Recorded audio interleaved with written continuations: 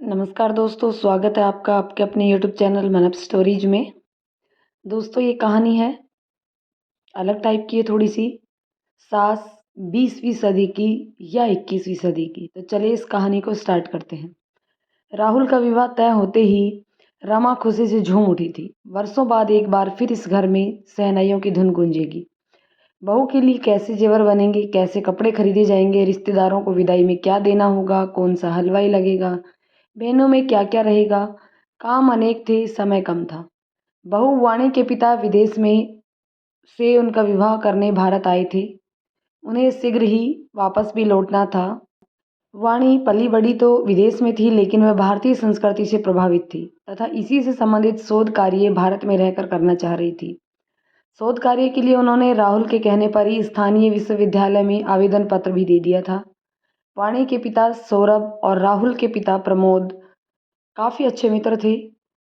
सौरभ के विदेश जाने के पश्चात भी उनकी मित्रता में कोई कमी नहीं आई थी। जब वाणी ने विवाह के पश्चात भारत रहने की इच्छा जाहिर की थी, तो उन्होंने सबसे पहले अपने मित्र के पुत्र राहुल का ही विचार आया। उन्होंने वाणी से इस संदर्भ में बात की। उसने भी सहर्ष स्वीकृति दे दी थी। राहुल और वाणी बचपन से ही अच्छे मित्र थे। उनकी मित्रता समय के साथ परवान चढ़ती रही। वास्तव में वाणी के भारत प्रेम का कारण राहुल ही था। यही कारण था कि उनके पिता की बात तुरंत मान ली थी। इंटरनेट के जरिए धीरे धीरे अपनी मंजिल पर पहुंची उनकी मित्रता अब विवाह के अटूट रिश्ते में परिवर्तित होने जा रही थी। राहुल ने भी भारत के पर्यटन स्थलों, तीर्थ स्थानों तथा रीति रिवाजों का ऐसा वर्णन किया था कि वह पाश्चात्य देशों की सुख सुविधाएं छोड़कर भारत में बसने का मन बना बैठ चुकी थी। विवाह का दिन जैसे तैसे नज़दीक आ रहा था। रमा की व्यवस्था बढ़ती जा रही थी। निमंत्रण पत्र देने वालों की ध्यान से सूची बनाई गई। कहीं ऐसा ना हो कि कोई छूट जाए। ऐसा मौका जीवन में बड़े भाग्य से आता है, अतः वह चाहती थी कि कोई भी कमी ना रह पाए। विवाह का दिन आ भी गया। बेटे बहू को स्टेज पर साथ साथ बैठा देखकर रमा फूली नहीं समा रही थी। दोनों की जोड़ी लग भी बहुत सुंदर रही थी। प्याजी रंग के बेशकीमती लहंगे से वाणी की सुंदरता में चार चांद लगा दिए थे। बहू तो आप बहुत सुंदर लाई हैं, उनकी मित्र सरोज ने उसे बधाई देते हुए कहा। धन्यवाद कहकर वह मुड़ी ही थी कि एक अन्य मित्र सुशीला ने जिंदा दिली से कहा, बहुत बहुत बधाई हो रमा, सास बनने के लिए। अरे क्या कह रही हैं आप सुशीला जी? सास तो मैं 2 वर्ष पूर्व ही बन चुकी थी, रमा ने सहजता से कहा। वह तो मैं भी जानती हूँ, लेकिन बहू की सास बनने तथा दामाद की सास बनने में जमीन आसमान का अंतर है। वह कैसे? आश्चर्य से रमा ने पूछा। दामाद तो 4 दिन के लिए आता है, आवभगत करवा कर चला जाता है, लेकिन बहू के साथ तो खुद निभानी पड़ती है, सुशीला ने दार्शनिक अंदाज से कहा। सुशीला तो कहकर चली गई, किंतु रमा के लिए अंतहीन प्रश्न छोड़कर चली गई थी। यह वह सोचने लगी थी कि नारी रूपी सास और माँ एक ही सिक्के के 2 पहलू होते हैं, हुए भी किसी के लिए अच्छी और किसी के लिए बुरी क्यों होती है। सास के रूप में, एक माँ के रूप में उसके व्यवहार में अंतर क्यों होता है। एक स्त्री जहाँ बेटियों की स्वतंत्रता की पक्षधर होती है, वही बहुओं को परंपरा के नाम पर सैकड़ों बेड़ियां पहनाने में उसे कोई संकोच नहीं होता। तरह तरह की बंदिशें ना मानने पर बेसपुर उच्छृंखल बद्ध दिमाग जैसे अलंकरणों से सजाते हुए आनंदित होते समय शायद वह भूल जाती है कि यह वही लड़की है जिसे वह गाजे बाजे तथा पूर्ण रीति रिवाज के साथ संपूर्ण बिरादरी के सम्मुख अपने पुत्र के लिए ब्याह कर लाई थी। फिर बहू घर में कदम रखते ही ऐसा क्या हो जाता है कि सास रूपी स्त्री अपने घर में उसका दखल स्वीकार नहीं कर पाती। वह घर की जिम्मेदारियों से मुक्त भी होना चाहती है और नहीं भी। यह स्त्री की कैसी दुविधा है। घर की चाबियां बड़े प्यार से बहू को संभालते हुए बड़े प्यार से ये कहने लगती है कि तू मेरी बहू ही नहीं, बेटी भी है। अब यह घर तेरा है, तू जैसा चाहे रह सकती है, जो चाहे कर। अचानक इतना निष्ठुर क्यों और कैसे हो जाती है, वह आज तक नहीं समझ पाई। माँ तुम यहाँ हो, डैडी कब से तुम्हें ढूंढ रहे हैं, जल्दी जाओ, डैड भाई भाभी के पास है। बिंदु उसकी पुत्री अपनी बेशकीमती लहंगा संभालते हाँफते हुए जाकर बोली। जैसे आई थी वैसे ही चली गई। राहुल के विवाह में बिंदु ने अपनी सारी सहेलियों को आमंत्रित किया था। उन सबको अपनी नई नवेली भाभी से मिलवाने में ही वह इतनी व्यस्त थी कि अपनी 1 वर्षीय पुत्री को भी भूल बैठी थी। उसको गोद में लिए दामाद जी एक कुर्सी पर बंधे बैठे थे। अचानक उसे अपनी प्यारी और मासूम बेटी पर प्यार आ गया। एक बच्चे की माँ बन गई है, पर बचपना अभी तक नहीं गया, सोचकर वह मुस्कुरा उठी। कहाँ चली गई थी? जो आता है तुम्हारे बारे में ही पूछता है। कम से कम इस समय तो साथ साथ रहो। उसे देखते ही प्रमोद झुंझला कर बोल उठे। विवाह की सारी रस्में निपटाते निपटाते भी बार बार सुशीला के कहे शब्द उसके जेहन में गूंज रहे थे। बहू के साथ तो निभानी पड़ती है। ये सच है कि बहू एक अलग घर अलग परिवेश से आती है। उसे नए घर नए परिवेश में ढलने में समय लगता है, लेकिन बहू भी तो बेटी जैसी ही होती है। अगर सारे पूर्वाग्रह त्याग दिए जाएं तो कोई भी संदेह नहीं कि सास बहू के रिश्ते में मधुरता ना आए। वह तो 21वीं सदी की गिनी हुई चुनी सासों में से एक है, प्रगतिशील विचारों की है। उसे भला बहू के साथ निभाने में क्या दिक्कत आएगी? अगर कुछ आई भी तो वह सब संभाल लेगी। वैसे भी प्रत्येक रिश्ते में थोड़ा बहुत समझौता तो करना ही पड़ता है, और वह तो उसके पुत्र की पत्नी है। उसके घर का सम्मान है, इज्जत है। जब वह उसे प्यार और सम्मान देने लगी, तभी तो उससे प्यार और सम्मान पाएगी। यह सोचकर उसने मन में उठे सैकड़ों नागफनियों को दबाने का प्रयास किया और एक नई सुबह के स्वागत की तैयारी में जुट गई। विवाह खूब धूमधाम से हो गया। बहू घर आई नहीं कि रिश्तेदारों का जाना प्रारंभ हो गया। शाम होते होते घर खाली हो गया। लग ही नहीं रहा था कि कल इसी घर में शादी हुई है। बहू आई है, न संगीत की सुमधुर सुर लहरियाँ, ना लोगों के कह कहे और ना ही बच्चों का शोर। शांति ही शांति थी। एक समय था जब शादी की भाग दौड़ हफ्ता पहले प्रारंभ हो जाती थी और हफ्तों बाद तक चलती रहती थी। ढोल मंजीरों की आवाज़ें सुनकर दूसरे गांव के लोग भी समझ जाते थे कि पड़ोस के गांव में विवाह है। घर में मिठाइयाँ और पकवानों के ढेर लग जाते थे। कितनी ही मिठाइयाँ बांटी जाती थी, उसके बावजूद भी बर्बादी होती थी। वस्तुतः बर्बादी देखकर ही उस समय विवाह की शान का पता चलता था। अब सब कॉन्ट्रैक्ट पर आसानी से हो जाता है। बस कुछ घंटों का खेल, ना कोई परेशानी, ना कोई झंझट और ना ही बर्बादी। बस पैसा फेंको और तमाशा देखो वाली स्थिति रहती है। वैकेंट हॉल को बुक करवाने की तरह ही पंडित जी भी आजकल विवाह संपन्न कराने घंटे के हिसाब से ही तय किए जाते हैं, यानी सब कुछ यांत्रिक, सुनियोजित।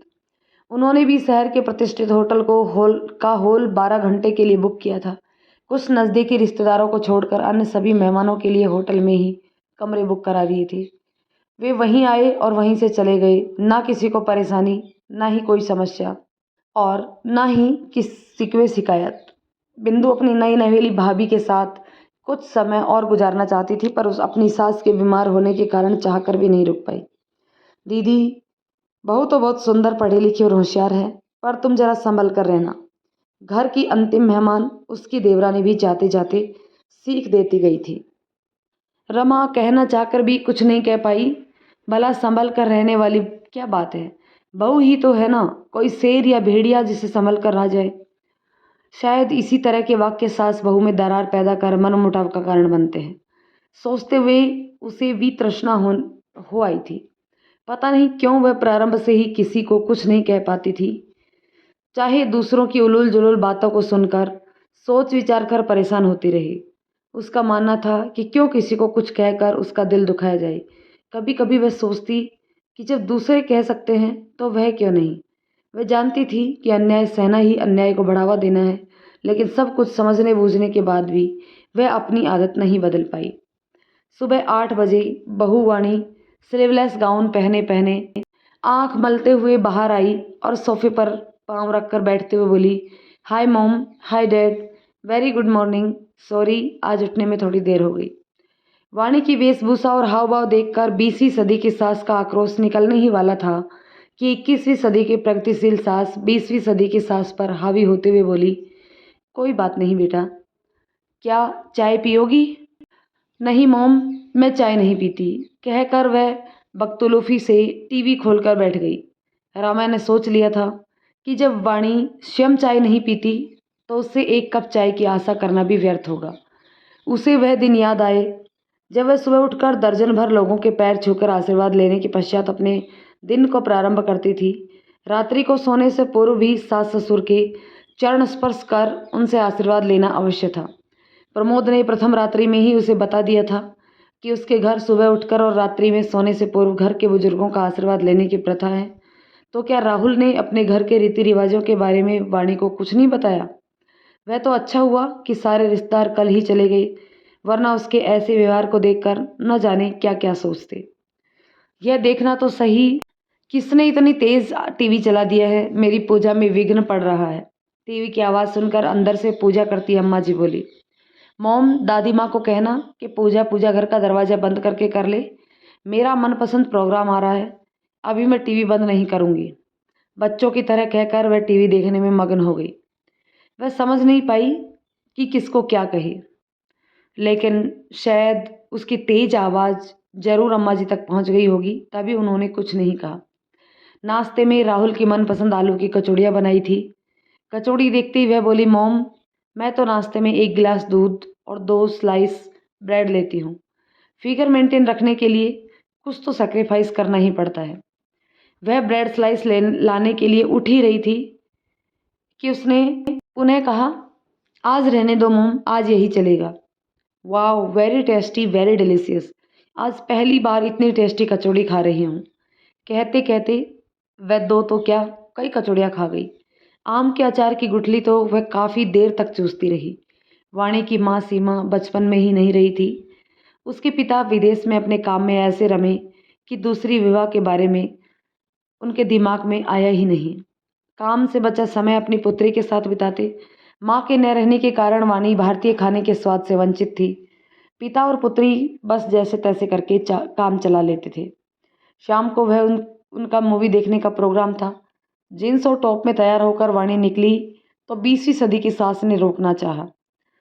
शब्द निकलने को ही थे कि उनकी मनोस्थिति समझ करके वाणी बोली, मॉम, मोटरसाइकिल पर साड़ी पहनकर बैठना अच्छा नहीं लग रहा था तथा कन्वीनियंट भी नहीं रहता है, इसलिए यह पहन लिया।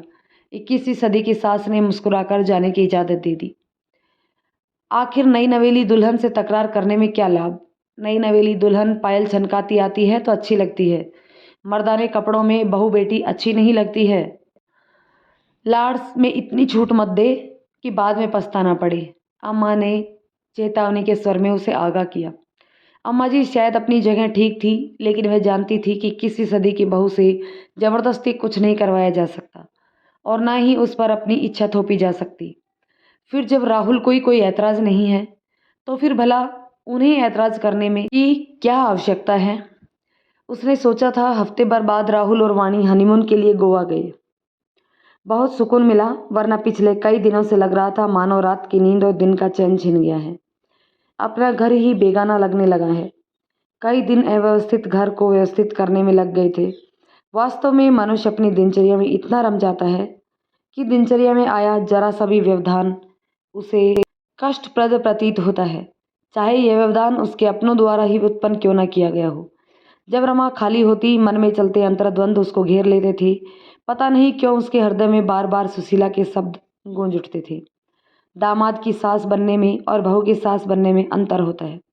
असली सास तो तुम आज बन रही हो। सच उसके एक छोटे से वाक्य में ही जीवन का सारा निचोड़ समा गया था।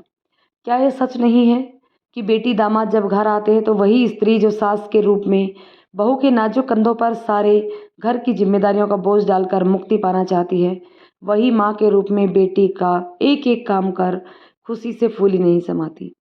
दामाद को मेहमान का दर्जा प्रदान कर उसे पानी का गिलास भी नहीं रखने दिया जाता। बहू कितना भी करे उसमें सदा कमी ही दिखाई देती है, जबकि बेटी जरा सा भी कुछ कर दे तो उसे बढ़ा चढ़ाकर पेश किया जाता है। क्या केवल इसलिए ही बहू पराए घर से आई है? पराया तो दामाद भी है, लेकिन उसके सम्मान में जमीन आसमान एक कर दिया जाता है। जबकि कल की ब्याई बहू से आस की जाती है कि वह घर में प्रवेश करते ही घर के प्रत्येक सदस्य की इच्छाओं आकांक्षाओं को पूरा करे। यह कहाँ का न्याय है? रमा ने मन ही मन प्रण किया कि वह बहू को भी बेटी जैसा ही प्यार और सम्मान देगी, कभी बेवजह रोक टोक नहीं करेगी। जब उनकी बेटी तरह तरह की वेशभूषा पहनती है तब उन्हें बुरा नहीं लगा, तो बहू को पहनने से क्यों रोके? राहुल और वाणी गोवा से लौट आए। वे दोनों उनके लिए ढेर सारे उपहार लेकर आए थे। उनका एक सूटकेस तो उपहारों से ही भरा था। उसके साथ उसके तथा दादी के लिए साड़ी, प्रमोद के लिए सूट का कपड़ा और भी न जाने कितने छोटे छोटे उपहार। एक दिन अवसर पाकर वाणी मोबाइल में उसे फ़ोटो दिखाने लगी। मॉम, देखो, यह गोवा का मशहूर बीच है, यह गिरजाघर है। प्रत्येक दार्शनिक स्थल के अनेकों फोटोग्राफ्स थे। किसी में वह राहुल के हाथों में हाथ डाले घूम रही थी, तो किसी में एक दूसरे को किस कर रहे थे, तो किसी में अपने होटल के रूम में बाथटब में एक ही साथ घुसे अटखेलियाँ कर रहे थे। बीच पर स्विमिंग ड्रेसेस में वाणी को सूर्य स्नान करते देखकर आंखें ठगी सी रह गई। उसका तरासा हुआ शरीर देखकर मन गर्व से भर उठा। सच, जिसके पास दिखाने के लिए कुछ होगा वही तो दिखाएगा। किसी अभिनेत्री के कहे शब्द जेहन में गूंज उठे थे, लेकिन इस समय 20वीं सदी के सास 21वीं सदी के सास पर हावी होकर कह ही गई कि यह फोटोग्राफ्स अपने डैड को मत दिखाना, उनको इतना खुलापन पसंद नहीं है। उसकी नसीहत सुनकर उसका चेहरा बुझ गया था। फोटो दिखाने का सारा उत्साह एक क्षण में समाप्त हो गया था तथा बिना कुछ कहे वह अपने कमरे में चली गई। रमा के मन में अपने हनीमून के दृश्य चलचित्र की भांति घूमने लगे। कश्मीर की वादियों में हाथों में हाथ डालकर घूमते हुए उन्होंने भी अपनी अतरंग क्षणों के कुछ फोटो अपने ऑटोमेटिक कैमरा में खींचे थे, लेकिन प्रमोद ने उन्हें एल्बम में लगाने ही नहीं दिया था। उनके अनुसार जीवन के कुछ क्षण नितांत अपने होते हैं, जिन्हें किसी के साथ भी शेयर करना अपनी गोपनीयता में अनाधिकृत प्रवेश देना है, जो उन्हें पसंद नहीं था। वह बोलते भी बहुत कम थे। उनकी ही आदत राहुल ने पाई थी। और तो और माँ जी के कठोर अनुशासन में रहकर वह भी अपना चुलबुलापन खो बैठी थी। उसे याद आया वह पल जब वह दुल्हन बनकर इस घर में आई थी। वह अपने साथ कुछ स्लीवलेस ब्लाउज, नाइटी और सलवार कुर्ते लेकर आई थी, किंतु प्रमोद को घर में माँ जी और पिताजी के सामने इस तरह के कपड़े पहनना पसंद नहीं था। यद्यपि बाहर घूमने जाने पर उन्हें कोई ऐतराज़ भी नहीं होता था, लेकिन वह क्षण उनके जीवन में हनीमून के अलावा कभी आया ही नहीं। घर परिवार की जिम्मेदारियों में ऐसे उलझे कि कहीं निकलना ही नहीं हो पाया तथा वे कपड़े बॉक्स में ही बंद रखे पड़े रहे। बाबूजी के महाप्रयाण के बाद अम्मा जी के साथ सदा रहने के कारण उसकी सोचना भी बंद कर दिया था। कभी कभी रमा को लगता था कि ये पुरुष के दो रूप होते हैं। बाहर वह पत्नी के सर्वगुण संपन्न सहचारी के रूप में देखना चाहता है, जो उसके तथा उसके मित्रों के साथ राजनीति से लेकर सामाजिक विषयों पर भी अपने विचार बखूबी रख सके और आवश्यकता पड़ने पर कॉकटेल पार्टी में भी सम्मिलित होकर अपने आधुनिकता का भी प्रमाण दे सके। और वहीं घर में सबके सामने या माँ बाप के सामने सिर पर पल्ला रखकर एक आज्ञाकारी बहू बनकर उनकी प्रत्येक इच्छा को बिना किसी नानुकर से सिर झुकाकर पूरा करती रही। उसने दोनों ही रूपों को निभाने की चेष्टा की थी, लेकिन चक्की के दो पार्टों में पिसते हुए वह अपना व्यक्तित्व ही गंवा बैठी थी। भूल गई थी कि कभी उसकी अपनी भी कुछ रुचियाँ अभिरुचियाँ थी। उसने भी कभी ऐसे संसार की कल्पना की थी जो सिर्फ उसका अपना हो, जहाँ वह अपनी इच्छा अनुसार रह सके, लेकिन उसे सिर्फ कर्तव्य ही कर्तव्य मिले, अधिकार कभी मिले ही नहीं। उसका पूरा जीवन समझौता करते करते ही बीत गया। बहू के आने पर उसने सोचा था कि वह अपनी कुछ दमित इच्छाओं को पूरा कर पाएगी। वह भी माँ जी की तरह एक जगह बैठे बैठे किसी को अधिकारयुक्त शब्दों में आदेश दे पाएगी। कभी तो वह भी किसी के हाथ की एक कप चाय आराम से पी पाएगी। किंतु पिछले कुछ दिनों के वाणी के व्यवहार ने उसे बता दिया था कि अगर घर में शांति रखनी है तो उसे ही समझौता करना होगा। जब वह पति के साथ, सास के साथ समझौता कर सकती है तो बहू के साथ क्यों नहीं। वह भी तो अब इस घर की सदस्य है। उसके पुत्र के लिए अपने पिता का घर छोड़कर आई है। फिर उसके मन में उसके प्रवेश करते विचारों को झटक दिया।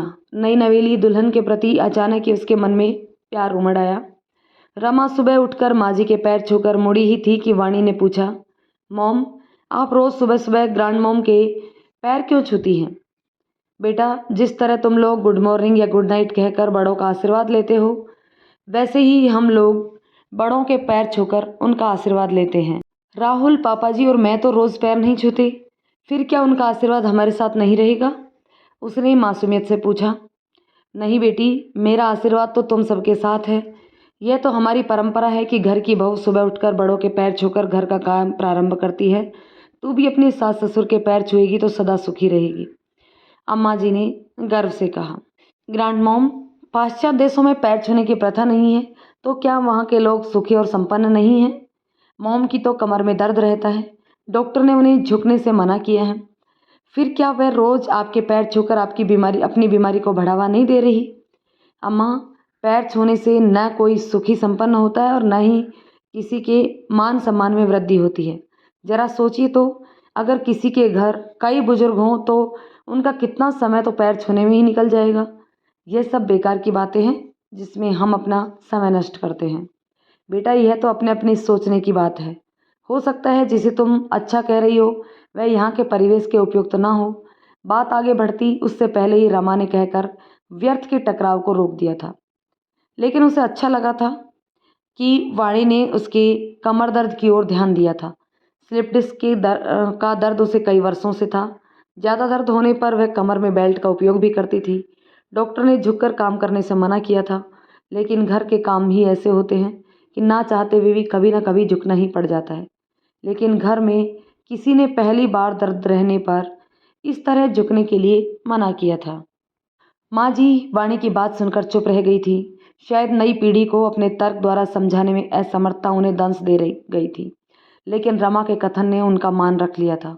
अभी वह उस हादसे से उभरी भी नहीं थी कि एक छुट्टी के दिन माँ जी को पूजा करते देखकर वह उसके सामने पालथी मारकर बैठ गई और बोली, माँ जी, आप घंटा घंटा भर इनके सामने बैठकर हाथ में माला लेकर क्या करती रहती हो?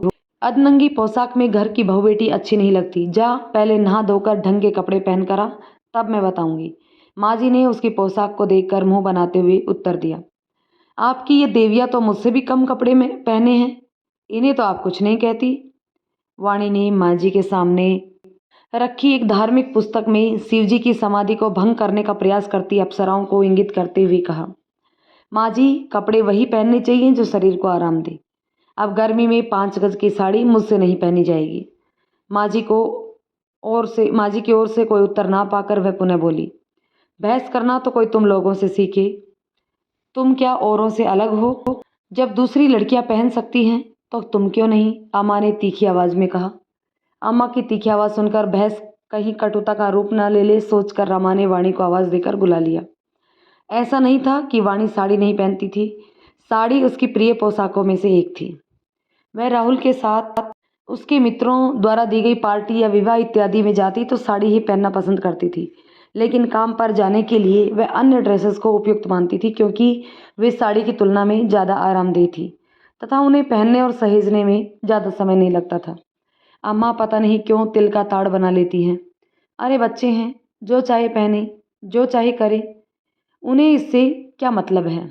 उनका जमाना गया जब बहुएं सिर ढककर रहा करती थी, और फिर वाणी तो विदेश में पली बड़ी है, आधुनिक परिवेश की है, कुछ तो असर वहाँ की संस्कृति का आएगी ही। यह सब तो उसे घर की बहू बनने से पहले सोचना चाहिए था। तुम भी सुन लो, यदि तुम भी स्वयं को नहीं बदल पाई, जमाने के साथ नहीं चल सकी, तो तुम स्वयं ही दुखी रहोगी और बच्चों को भी दुखी रखोगी। रात में सोते हुए प्रमोद ने सीख दी थी। शायद उन्होंने भी अम्मा जी की बातें सुन ली थी। उसे स्वयं प्रमोद की बात सुनकर आश्चर्य हुआ था। वह सोच भी नहीं पा रही थी कि ये विचार उस आदमी के हैं जो अपनी माँ के विरुद्ध एक शब्द भी सुनकर आग बबूला हो उठता था, जिसके लिए उसकी माँ ही सब कुछ थी। उसके प्यार का, उसकी इच्छाओं का गला घोटते हुए जब तब कह उठता था, किसी इंसान की माँ तो एक ही होती है, जबकि पत्नी तो कई हो सकती हैं। माँ की सेवा करना हमारा कर्तव्य ही नहीं, हमारा धर्म भी है। यह तो ताउम्र अपना धर्म निभाती आई थी, लेकिन क्या माँ जी ने अपना धर्म निभाया था? उन्हें तो सदा ही इसी बात से खुशी मिलती थी कि वह दुखी रहे। इसके लिए वह सदा उसके कार्यों में मीन मेख निकाल कर राई का पहाड़ बनाने में नहीं चूकती थी। और प्रमोद भी उनकी बात को सही मानकर उसे ही बुरा भला कहते रहते थे। भले ही रात के अंधेरे में दिन की कई बातें बेमानी हो जाती हों या कभी स्वयं को अपराधी महसूस करके क्षमा भी मांग लेते हों, लेकिन दिल को चीरकर घायल करती बातों का क्या सहज ही भुलाया जा सकता है? काश यह बात वह पहले समझ पाते तो आधे से ज़्यादा जीवन नीरसता में न गुजरता। ये सच है कि माँ माँ है, माँ का स्थान कोई नहीं ले सकता, लेकिन पुरुष यह क्यों नहीं समझ पाता कि माँ रूपी स्त्री का यही वह अंश है जो पत्नी रूपी स्त्री भी उस पर अपना तन मन और अर्पण कर उसे सुख और संतोष देती है। माँ रूपी स्त्री उसका बचपन सहीजती है, उसे संस्कार देती है, तो पत्नी रूपी स्त्री भी उसकी यौवनावस्था से बुढ़ापे तक उसका साथ देते हुए अपना खून और पसीना बहाकर साथ निभाती है, उसके सुख दुख का साथी होती है। उसका घर बसाने के लिए अपने जन्म के माता पिता को छोड़कर उसके माता पिता को अपना मानकर पति गृह में प्रवेश करती है। उनका प्यार पाना चाहती है, कुछ अधिकार चाहिए हैं, तो बिना उसकी इच्छा जाने उसके हिस्से में रिश्तों से बंधे कर्तव्य ही कर्तव्य डाल दिए जाते हैं। जब तक रिश्तों के अर्थ समझ में नहीं आए थे, तब तक आधी जिंदगी बीत जाती है। समय गुजर रहा था, वह नई और पुरानी पीढ़ी में संतुलन स्थापित करने का प्रयास कर रही थी कि एक दिन सुबह सोकर नित्य की तरह किचन में जा ही रही थी कि लिविंग रूम की दीवार पर हैप्पी मदर्स डे का बैनर देखकर आश्चर्यचकित रह गई। कमरा गुब्बारों से सजा हुआ था। अभी वह कुछ कहती या पूछती कि सामने से वाणी और राहुल ने आकर उसके हाथ में सुंदर गुलदस्ते के साथ गिफ्ट पैक पकड़ाया। पैकेट पर चिपके कागज पर रंग बिरंगे अक्षरों से लिखा था, you are the best and lovely mother of this universe, we both proud of you. आंखों से झरझर आंसू बहने लगे। पता नहीं प्रकृति का ये कैसा नियम है कि खुशी हो या गम, यह आंसू पीछा ही नहीं छोड़ती। भावनाओं पर काबू पाते हुए उसने पूछा, तुम दोनों अम्मा जी के लिए भी कुछ लाए थे? उनका दर्जा मुझसे पहले है, वह हम सबकी माँ है। हाँ मॉम, आपको सरप्राइज़ देना था इसलिए। कुछ नहीं बताया। डैड को पता है यह दादी अम्मा का उपहार है। राहुल ने उसके हाथ में एक अन्य गिफ्ट पैक देते हुए कहा, चलो उनके कमरे में जाकर उन्हें विश कर दे। रमा के कहने पर अंदर जाने के लिए मुड़े ही थे कि देखा सामने अम्मा जी खड़ी हैं। शायद सबकी आवाज़ सुनकर वह बाहर आ गई थी। उन्होंने उनकी बातें सुन ली थी। उनके हाथ में उपहार देने के पश्चात जब रमा उनके पैर छूने के लिए झुकी तो उन्होंने उसका हाथ पकड़कर उसे उठाते हुए गदगद स्वर में कहा, बस बेटी बस, मेरा आशीर्वाद तो तुम सबके साथ हमेशा ही रहेगा। तू भी अब पैर छूना छोड़कर वाणी की तरह बस गुड मॉर्निंग ही कह दिया कर। आखिर कब तक बेमतलब की परंपराओं में उलझी रहेगी? बहू के रूप में तू मेरी बेटी ही है। जितनी सेवा तूने मेरी की है उतनी तो मेरी कोख जाई अपनी बेटी ने भी नहीं करती। अम्मा जी के मुंह से अपने लिए बेटी शब्द सुनकर रमा खुशी से भर उठी थी। इसी एक शब्द की ही तो उसे वर्षों से प्रतीक्षा थी। वह बैटी बनाने के लिए किचन में जाने के लिए मुड़ी ही थी कि वाणी ने हाथ पकड़कर उसे सोफे पर बैठाते हुए कहा, मॉम आज मदर्स डे है, माँ को समर्पित है आज का दिन। आज आप कोई काम नहीं करोगी, आप हमारी माँ हैं, पूरे साल आप हमारी देखभाल करती हैं, तो क्या एक दिन हम बच्चे आपका काम नहीं कर सकते? आज मैंने और राहुल ने छुट्टी ले ली है, हम दोनों ही सारे काम करेंगे। लंच घर में रहकर शाम बाहर घूमने और डिनर बाहर ही करेंगे, कहकर वाणी किचन में जाने लगी। क्या मैं भी तुम्हारी मदद के लिए आऊँ? आखिर मुझे भी तो मदर्स डे सेलिब्रेट करना है। यदि मैंने कुछ नहीं किया तो अम्मा सोचेंगी कि कैसा बेटा है मेरा, इसने तो मेरे लिए कुछ किया ही नहीं। वाणी के पीछे पीछे राहुल को जाता देखकर प्रमोद ने अम्मा जी की ओर देखते हुए स्वभाव के विपरीत मजाक के स्वर में कहा, डैडी चाय हम बना लेंगे, सर्व आप कीजिएगा। अंदर से वाणी का चुलबुला सा स्वर आता है, काश वक्त यहीं ठहर जाए। कौन कहता है कि पाश्चात्य देशों में प्यार और लगाव नहीं है? प्रेम तो इंसानी रिश्तों का वह जज्बा है जिससे मिलकर दो शरीर एक जान हो जाते हैं। घर प्रसन्नता और खुशियों से भर उठता है। भले ही पाश्चात्य संस्कृति में कुछ बुराइयां हों, लेकिन अच्छाइयां भी तो हैं। अच्छाइयों को अपनाने में तो कोई बुराई नहीं है। इस पराई लड़की ने उसे इस क्षण इतना सुख दे दिया जितना कि उसने अपनी ज़िंदगी भर नहीं दे पाए हैं। अपनी परंपराओं, रीति रिवाजों, अनुशासन और अपनी द्वारा निर्मित नियमों के खोखले दम में बंधा परिवार सहज जीवन जीना ही भूल गया था। उसे याद है विवाह के पश्चात पहली बार जब प्रमोद की बर्थडे पार्टी थी तो उसने बड़े मन से केक बनाया था, देने के लिए उपहार भी खरीदा था। जब माजी को पता चला कि तो वह यह कहकर उस पर खूब बिगड़ी थी कि कुछ करने से पहले पूछ तो लिया करो। हमारे यहाँ किसी का जन्मदिन नहीं मनाया जाता। वैसे भी क्या फ़ायदा जन्मदिन मनाने से? प्रत्येक जन्मदिन यही एहसास दिला जाता है कि जीवन का एक वर्ष और कम हो गया। बात भले ही कड़वी थी लेकिन सच ही थी। वैसे भी अच्छाइयाँ बुराई देखने वालों की आंखों में निहित होती हैं। यह सच है कि प्रत्येक जन्मदिन जीवन का एक वर्ष कम होने का एहसास करा देता है, लेकिन यह भी तो उतना ही सच है कि इस दिन हम आयु की निर्धारित सीमा का एक वर्ष पूरा कर नव उत्साह और नव आकांक्षाओं के साथ जीवन के नए वर्ष में प्रवेश कर अतीत पर दृष्टिपात करते हुए भविष्य का ताना बाना बुनने का प्रयास करते हैं। शायद जीवन के इस विशिष्ट दिन को विशिष्ट तरीके से मनाकर रोजमर्रा की जिंदगी से अलसाए मन को जीवनी देना चाहते हैं। जीवन की नीरस दिनचर्या से मुक्ति पाने का कोई ना कोई साधन तो इंसान के पास होना चाहिए। तभी तो इंसान इन अवसरों की आड़ लेकर कुछ ना कुछ हंगामा करने से नहीं हिचकिचाता। अगर जीवन में यह कुछ विशिष्ट दिन ना हो तो जीवन ही नीरस हो जाए। बाद में पता चला था कि प्रमोद के बड़े भाई का पहला जन्मदिन माँ जी ने खूब जोर शोर से मनाने का प्रबंध किया था, लेकिन अचानक उन्हें न जाने क्या हुआ, 1 घंटे के अंदर ही 8-10 उल्टियाँ हुई और वह चल बसी। तब से माँ जी ने न किसी का जन्मदिन मनाया और ना ही किसी को मनाने दिया। बचपन में राहुल और बिंदु अपने दोस्तों को देखा देखी जन्मदिन मनाने की बहुत जिद किया करते थे। जन्मदिन मनाने के माँ जी के पूर्वाग्रह के कारण वह किसी तरह समझा बुझाकर उन्हें शांत करने का प्रयास करती थी, या फिर किसी अन्य दिन उन्हें कपड़े दिलवाकर खाना खिला देती थी। बड़े होने पर पैसे दे देती थी कि वे बाहर जाकर अपने दोस्तों के साथ पार्टी देकर जन्मदिन मना लेते थे। लेकिन उन्हें चेतावनी भी दे दी जाती थी कि दादी अम्मा को पता न चले, वरना भूचाल आते देर नहीं लगेगी। छिप छिप कर मनाई गई खुशी खुशी नहीं कहलाती, महज औपचारिकता बन जाती है। सच कहें तो बिंदु और राहुल के विवाह के अतिरिक्त इस घर में कभी खुशियां मनाई ही नहीं गई। मॉम, चाय कितनी शक्कर लेंगी आप चाय में? वाणी ने पूछा तो वह अतीत से वर्तमान में आई। देखा, सुगढ़ गृहिणी की तरह वाणी उससे चाय में शक्कर पूछ रही है। आदतानुसार रमा ने उठते हुए कहा, लाओ बेटा, मैं स्वयं डाल दूंगी। मॉम, याद नहीं है आज आपको आराम करना है? इसके अलावा कुछ नहीं, बस इतना बता दीजिए कि चाय में आपको कितनी शक्कर लेनी है। वाणी ने अधिकार युक्त शब्दों से कहा और उसके निर्देशानुसार चाय में आधा चम्मच चीनी डालकर कप उसे पकड़ा दिया था। सुबह के नाश्ते के लिए वाणी को किचन में जाते हुए देखकर रमा सोच रही थी कि अगर सारे पूर्वाग्रह ताक दिए जाएं, व्यर्थ के बंधन और रोक टोक न लगाई जाए, तो कोई कारण नहीं कि बहू बेटी न बन पाए। आखिर नए रिश्ते, नए परिवेश, नए रीति रिवाजों को अपनाने में समय तो लगता ही है। धीरज रखकर तथा प्यार और सम्मान देकर ही किसी को अपना बनाया जा सकता है।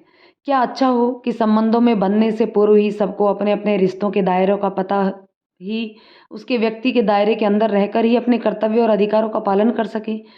कोई ना किसी के अधिकार का अतिक्रमण करे और ना ही किसी के बेमतलब के कर्तव्यों के चक्रव्यूह में फंसकर पंगु बनाए। लेकिन क्या 21वीं सदी में भी ऐसा हो पाएगा? दोस्तों, ये कहानी थी एक औरत की जिसमें 21वीं सदी के सास बनने की इच्छा और 20वीं सदी की सास दोनों छुपी हुई थी। दोनों में सामंजस्य बैठाकर अपने परिवार में सुख शांति बनाए रखना उसका काम था। कहानी आपको कैसी लगी कमेंट करके ज़रूर बताइएगा। पसंद आए हो तो लाइक शेयर करें। चैनल पर नए हैं तो चैनल को सब्सक्राइब कर लें। दोस्तों, ये कहानी नहीं, एक हकीकत थी। धन्यवाद दोस्तों।